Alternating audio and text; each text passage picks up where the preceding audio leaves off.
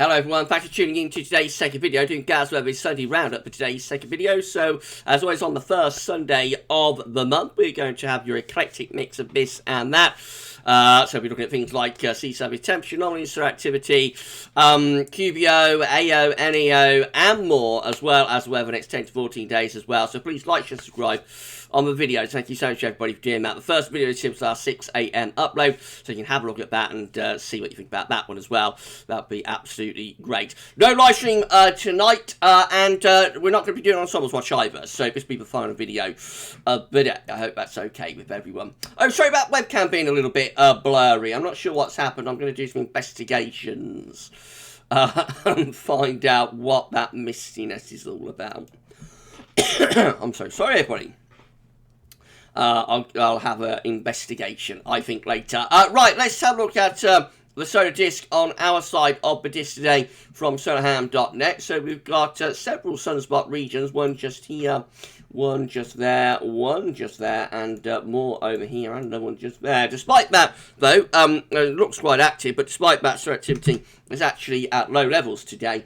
And is expected to remain at low levels for the next 3 days. This is the GavsWeatherVids Sunday Roundup Solar Activity Tracker, updated by Shryan. Thank you so much, Shryan Brewing, for updating this for us. Thanks so much, Shryan.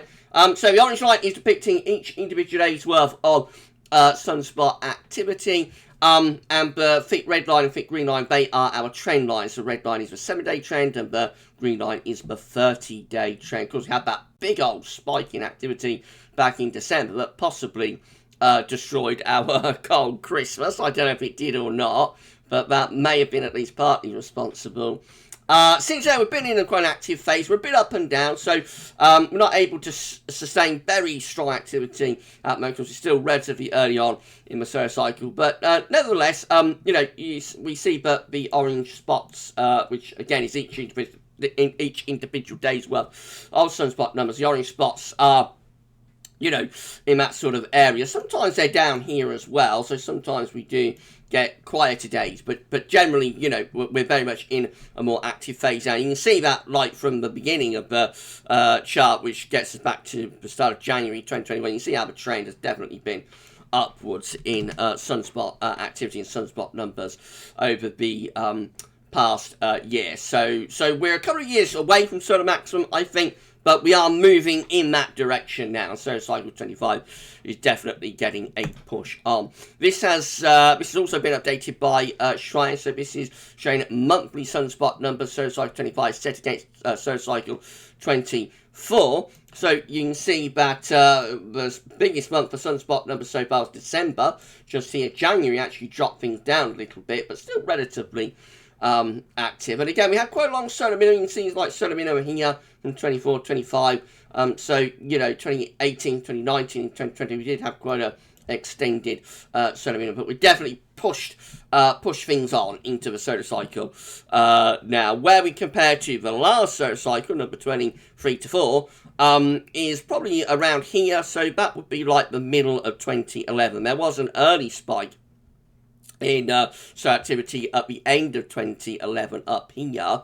Maybe we'll see that again with this solar cycle number 25. But at the moment, we're sort of around that area, which is where we was sort of early to mid 2011, I think. So our comparable year, if you like, is now 2011 for this solar cycle. Of course, we're going to see how active this cycle becomes. Will it be kind of similar to solar cycle 24? Has been so far, maybe a little bit more active than solar cycle 25, maybe a little bit more active than solar cycle 24 so far, but very similar. So will we see like a similar solar cycle to 24? We shall see, and we'll be keeping you updated. Thank you so much to Shryan for updating those graphs. Now let's have a look and see who am I today.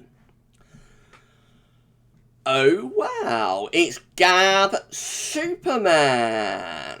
Gav Superman. I don't know. The Man of Steel. Gaz, the Man of Steel. I wish I was, but I'm not. But I wish I was. Thank you so much, Rich, for turning me into Superman. Wow, wow, wow. So this is showing Spotless days and also the current Spotless stretch. So for 2022 so far, 0 days. So with every day so far this year has had sunspots, as you would expect, given that we are progressing on into we're not at so maximum yet, but we're progressing on towards that direction. So every day so far has had sunspots, which means that for spotless days so far this year, it is 0 days and 0%. Now, if we look at our comparable year, which is 2011, that did actually have a couple of days without sunspots. It was less than 1% of the year, but there was 2 days in 2011 that didn't have any sunspots. So it'd be interesting to see whether we match that with 2022, given that, you know, this is the comparable year with 2022 to 2011. After that, we have 2012 that has 0 days without sunspots. 2013 has 0 days without sunspots. 2014 has 1 day without a sunspot, and then 2015 has 0 days without sunspots, and then the spotless days begin to reappear in 2016 onwards as we start heading towards solar minimum, of course. So the next sort of 3, 4, 5 years, we expect most days to have sunspots, but if we start getting 1 or 2 days that don't have any sunspots, then that will probably be a heads up. This is another, another weak solar cycle. Thank you so much to Rich for turning me into Superman. And thank you so much to Shrine as well. And thank you so much to Rich and to Shrine for all of the data. Right, let's have a look at some ocean analysis then. So this is how the oceans were looking when we did the last Sunday roundup as of the 7th of January. So we've got our 4 areas of interest. We've got the ENSO regions here, that's signature of La Nina, of course. We've got the northeastern Pacific over here with the cold and average sea surface temperature anomalies. Indian Ocean is just here, and then the North Atlantic is over there. That's how oceans were set up last month then. And so this is the very latest. Here we go, as of the 4th of February.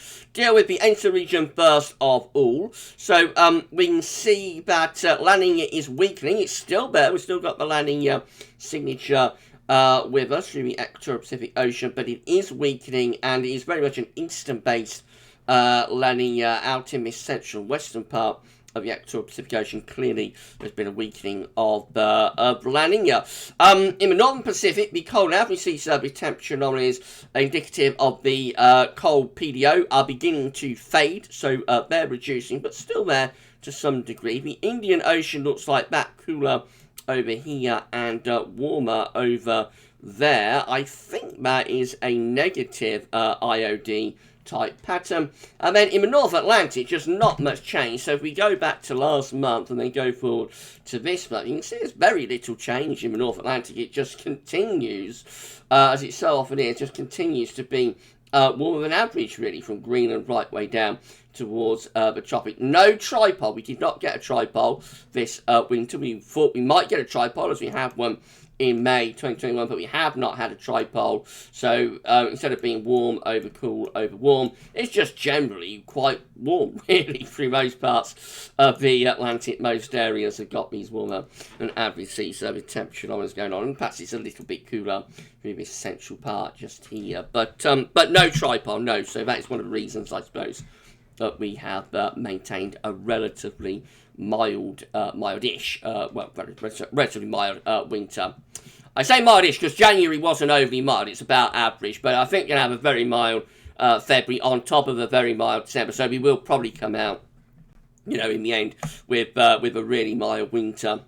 Right, SOI looks like this. So the Southern Oscillation Index is just an index that's reflecting the atmospheric state. It's measuring air pressures in the Southern Ocean, in the Southern Pacific Ocean. So when the SOI is negative, the atmospheric setup will be reflective of El Nino. When the SOI is positive, the atmospheric setup will be reflective of La Nina. This is from Queensland government. So if we push down, you can see our columns here. So we've got our date column just there. We've got our barometric pressure reading column just here for Tahiti, and then for Darwin just there, so it's measuring air pressure between Darwin and Tahiti.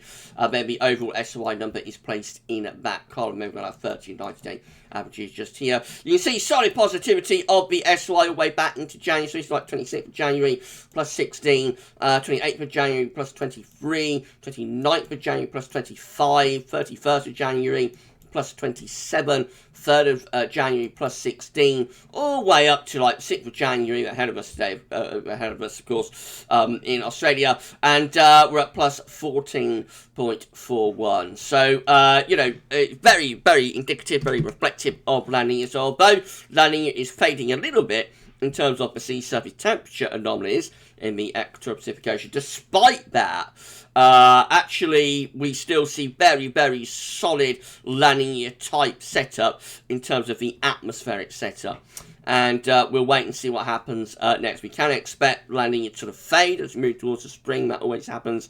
And then we'll find out where we go next from summer. CFSV2 is actually forecasting La Nina to continue. So our temperature anomalies are along the side and our dates and month periods are along the bottom. Where we are right now is in weak La Nina territory between half a degree and 1 degree below average.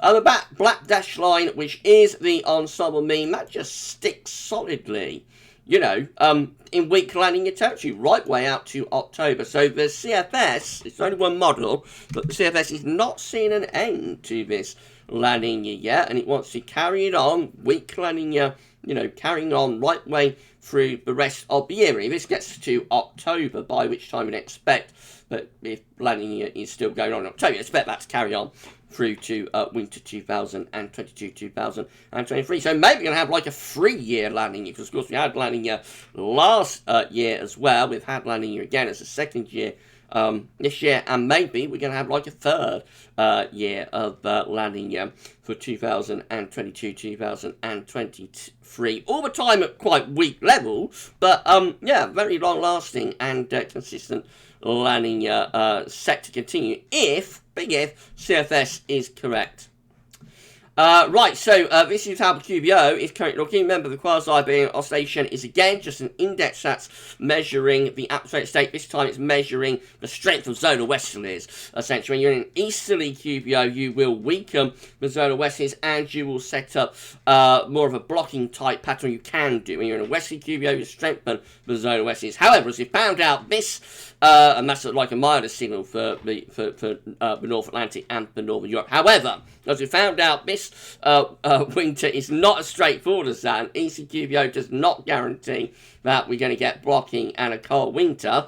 And this winter, 2021-2022, is a good example of that. The ECQBO continues. You can see how the ECQBO has descended from the stratosphere into the troposphere, still solidly in this easterly QBO from 30 to 50 HPA. You know, there's no deviation. The easterly QBO goes on. But despite that, we have not seen a reduction of zonal westerlies. It's actually got very strong zonal westerlies, really, particularly in the stratospheric level. And, yeah, so it's a very, very good indication, this. But even if you have an easterly QBO, does increase your chance of getting a colder winter for Northern Europe, but it does by no means guarantee that you will get a colder winter, and this is a good, you know, a good example of that. This is how the monthly returns are looking. So this page is from NOAA. It's showing every month of QBO data right the way back to the 1950s. If we come down to 2022, there's January coming out at minus 23.01. So this is a very strong ECQBO phase as well. We went into minus 20s in December, minus 21.58, and it actually strengthened, the ECQBO strengthened into January. But despite that, there has not been much in the way of northern blocking whatsoever. To be honest, it's been a very disappointing winter from a northern blocking perspective. When we did the winter updates, you might remember, we did say, when we did the winter updates, but when you get winters that tumble down into the minus 20s, actually that seems, and it seems very paradoxical why that would happen, because you'd think the stronger the ECQBO gets, the better for blocking. But it's not necessarily the case. When you plunge ECQBO down into -20s, it can actually be more of a signal to strengthen zonality and to be milder. For example, we've got 2014, 2015 just here, and that plunged down into the -20s. It was a very strong ECQBO. We see these -20 numbers here through late 2014 and 2015, but it was relatively mild winter, about average, but relatively, sort of mildish type winter, and it is something that we're seeing happening on occasion, at other times as well. So, for example, we've got 1989 and 1990 here, but did plunge into the -20s, I think. There we go, just there in late 1989, went down to -21, although it began to recover. I'm not sure what the reason is why that happens, but definitely there is like a bit of a trend, if you like. But when you plunge the ECQBO into -20s, it actually, and it seems very strange why that be, but it actually sort of works against getting a colder winter. But the best sort of thing for a colder winter with the ECQBO is to be sort of in the middle of the teens, I suppose. So, in the middle of the teens, let's have a look at 62, 63, for example, for Daddy of Cold Winters. So, there we go, 62, 63. We have sort of -15, -15, -15, -17, -16. It's not until into the summer of 1963 that we go to -20s.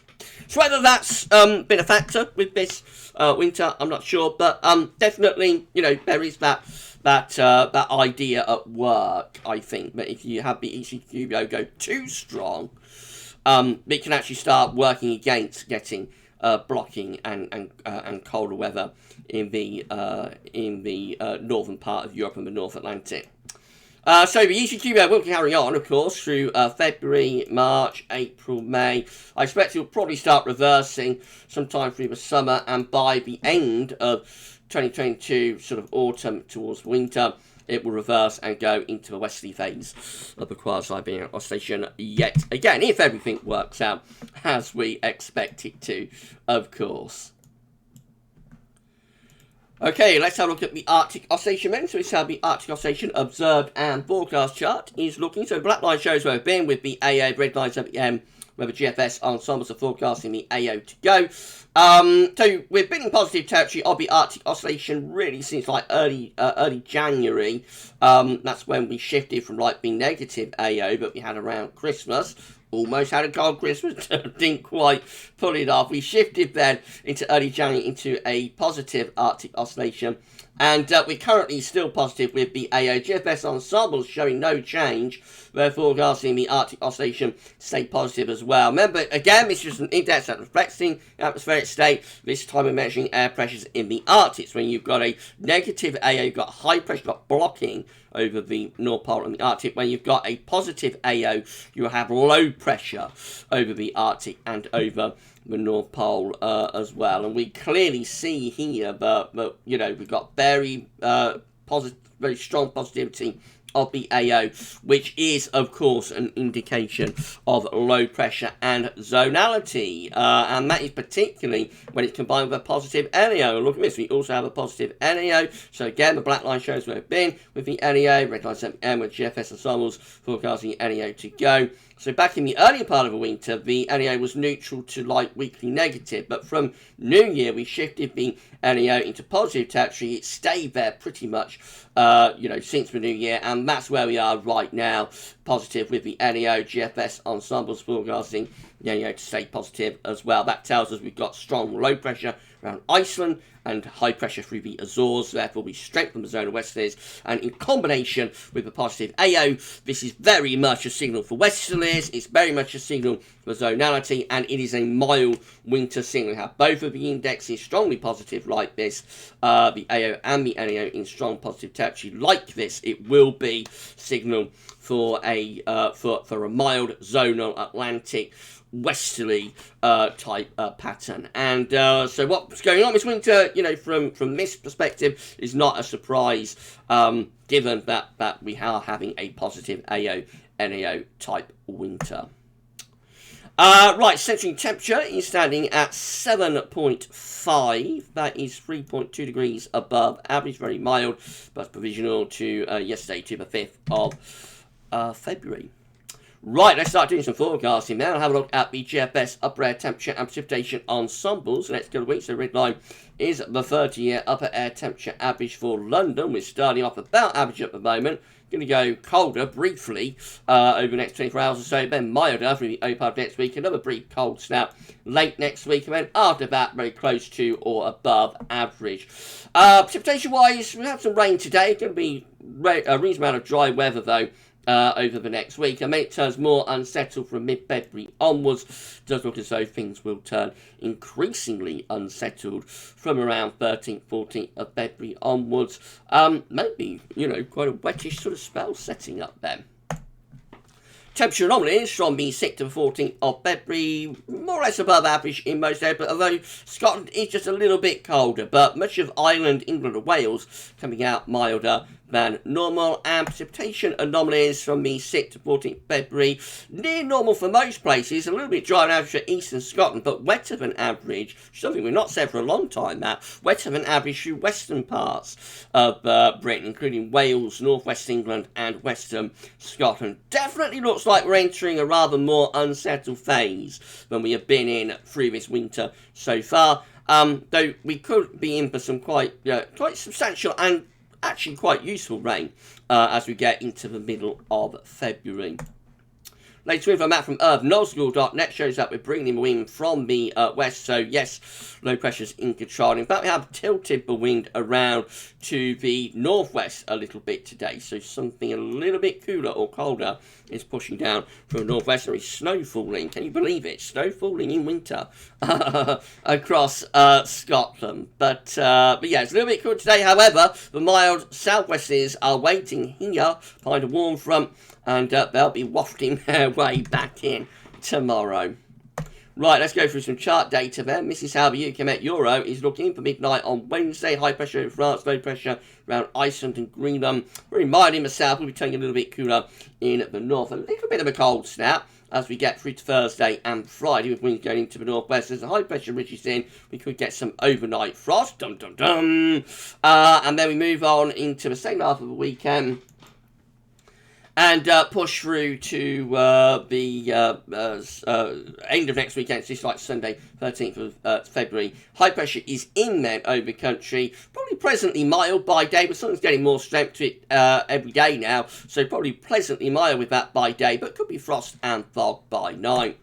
Icon is looking like this, so again, we're going to bring in a bit of a cooler northwesterly at the end of the week, a little bit of a cold snap here from the northwest, could deliver some overnight frost and fog, but Icon turns things more unsettled next weekend, so we go back into sort of more unsettled conditions with some rain moving in off the Atlantic next weekend. GFS midnight run, again, showing a little bit of a cooler to colder snap at the end of the week, with winds pulling into the northwest. Then high pressure ridges in from off the Atlantic, turns us dry through next weekend, but probably giving some overnight frost and fog, particularly in the south. And then we turn more unsettled later on in weekend mode. And then we have a bit of an onslaught as we get towards day 10, which is 16th of February. Very strong polar vortex at this point, and looking really wet and windy as well, with that particularly deep area of low pressure. And we keep it unsettled with the GFS midnight run as well, right way up to the end of it, which gets the 22nd of February, continuing to look wet and windy. The GFS 6Z, again, is very similar, a little bit of a cooler snap interlude at the end of this week from the northwest, when high pressure ridges in, could deliver a couple of frosty nights before we go back into milder westerly. Is looking wet and windy later on in the weekend, and these unsettled conditions then take us up towards the end of the GFS run, as the 16th of February, day 10, looks rather wet and windy. Beyond that, though, high pressure re-establishes, builds up from the south, so again, it turns mainly dry as we get towards the latter stages of the GFS 6Z. Probably overnight frost and fog with that, but by day could be pleasantly mild. Winds coming up from a southerly southeasterly direction. I reckon that could deliver temperatures into the teens Celsius by day. But as I say, by night there could be further frost and fog. This is a rather continental flow. We finish up by 22nd of February, going back into wet and windy weather again. This is how the GM is looking. If you enjoyed this Sunday roundup, please can you smash the like button, make sure you sub to the channel, and thank you so much everybody for doing that. Drop a comment and say what you think about this and all of our videos. Thank you so much. Right, GM again, bringing in this little cooler to colder snap at the end of the week. Winds into the northwest or just into the north, then high pressure reaching in for a while, could deliver a couple of frosty nights at the end of the week, inside the weekend. Back into wet and windy weather though by the time you get through this Sunday next week. And we just keep things looking unsettled then all the way up to day 10. Quite deep low pressure sweeping in from off the Atlantic, bringing wet and windy conditions. The ECM is much of a muchness. Again, a little bit of a cooler to colder snap at the end of the week. Then under high pressure, we might get a couple of frosty nights. A little bit more of a high pressure with the ECM compared to some of Mars, so it's still hanging on into midnight on Sunday. Although low pressure is then starting to come in from off the Atlantic. But it takes a while to shift that high pressure away. However, eventually the ECM does go into like a proper wet, windy type pattern. And we'll be very mild with that as well, drawing the wind up from the Azores. This is the precipitation forecast based on that ECM run from Meteo.com. So, of course, we've got snow showers in northern and northwestern areas today. Some places are having a little bit of snow, which is a big talking point this winter. Beyond that, so quite a bit of dry weather in the south, some rain at times in the north on this cold front, but shifting southwards, and that does introduce that cooler northwestern wind, which brings wintry showers into the north towards the end of the week. Then going to high pressure, so mainly dry with increasing frost and fog. Heading up towards day 10, it then starts to turn much wetter and windier with quite a bit of rain then piling in from off the Atlantic. These are the options on the table within the ECM ensembles today for day 10. Gets us to the 16th of February. 18 members of the ECM ensembles have low pressure over the country and to the northwest, bringing in unsettled weather from off the Atlantic. 17 with high pressure to the south, low pressure to the north, and winds are coming in from the west again. And then 16, including the controlling operation run, have high pressure just to our east, low pressure away to the northwest. So that is a drier scenario around day 10. Although this low pressure will be starting to bring increasing rain from off the Atlantic. I think most of the options look quite unsettled around day 10, to be honest. In 2 weeks' time, these are the options that we've got. It'll get us to the 21st of February. 20 members of the ECM ensembles. Flat as a pancake, low pressure to the north, high pressure to the south, and winds in from the west. 16 with high pressure just to our south-southeast, low pressure away to the northwest. Mainly dry, particularly so for southern areas, but more unsettled in the north. And then 15 have us under high pressure.